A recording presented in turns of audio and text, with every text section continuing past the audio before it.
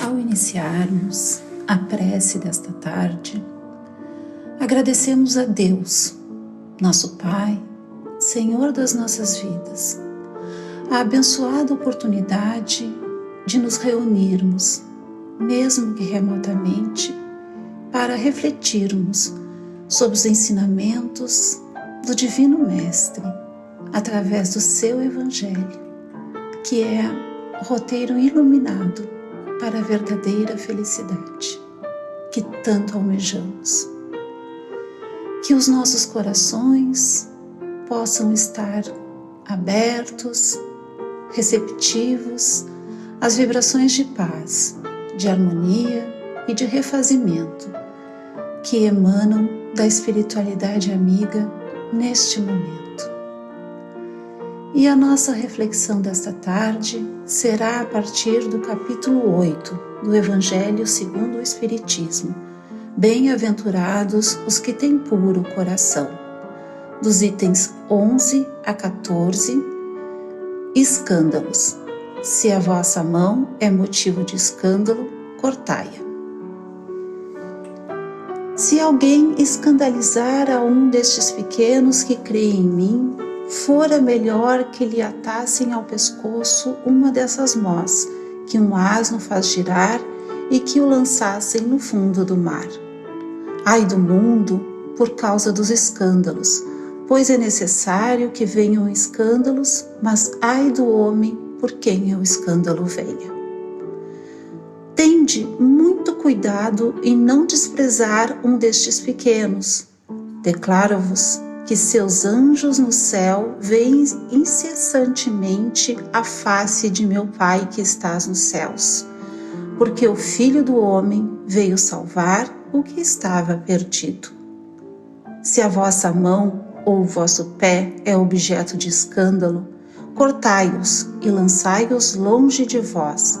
Melhor será para vós que entreis na vida tendo um só pé ou uma só mão, do que terdes dois e serdes lançados no fogo eterno. Se o vosso olho vos é objeto de escândalo, arrancai-o e lançai-o longe de vós. Melhor para vós será que entreis na vida tendo um só olho, do que terdes dois e serdes precipitados no fogo do inferno. São palavras de Jesus, segundo Mateus, capítulo 18, versículos 6 a 9 e capítulo 5, versículos 29 e 30. Agora o comentário de Kardec. No sentido vulgar, escândalo se diz de toda ação que de modo ostensivo choca a moral ou a decência. O escândalo não está na ação em si mesma, mas na repercussão que possa ter. Muitas pessoas se contentam em evitar o escândalo, porque seu orgulho sofreria com ele, e a consideração de que desfrutam ficaria diminuída entre os homens. Desde que as suas torpezas fiquem ignoradas, é quanto lhes basta para que a sua consciência permaneça em paz. São, segundo as palavras de Jesus, sepulcros brancos por fora, mas cheios de podridão por dentro, vasos limpos no exterior e sujos no interior.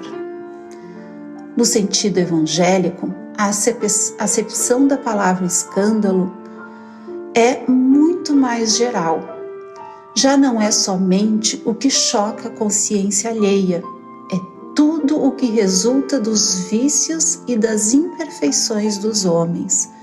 Toda reação má de indivíduo a indivíduo, com ou sem repercussão. O escândalo, nesse caso, é o resultado efetivo do mal moral. É preciso que haja escândalo no mundo, disse Jesus, porque os homens, em razão da sua imperfeição, se mostram inclinados a praticar o mal, e porque as más árvores dão maus frutos.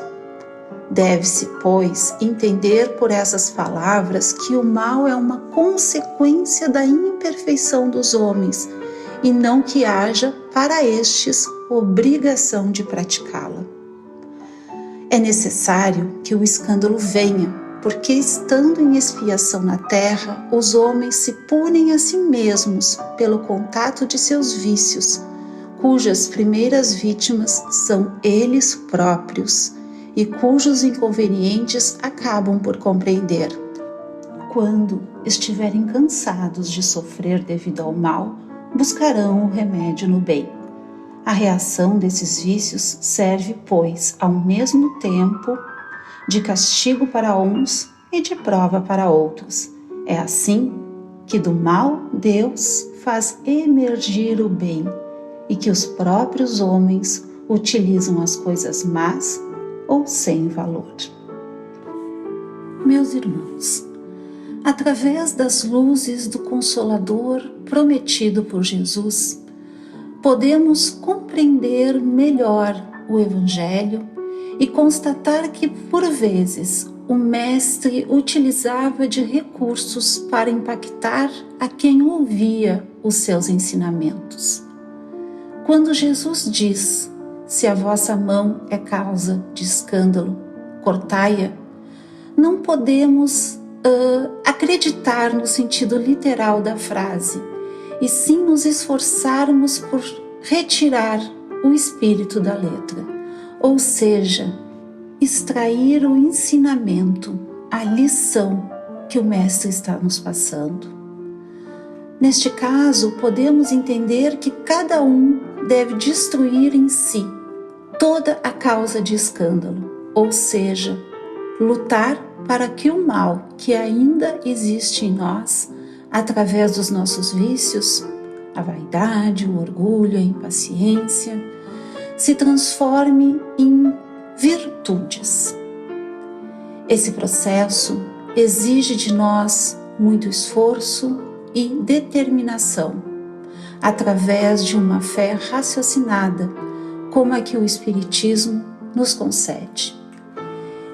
E é no Evangelho que encontramos as ferramentas fundamentais que nos guiam em nossa transformação íntima.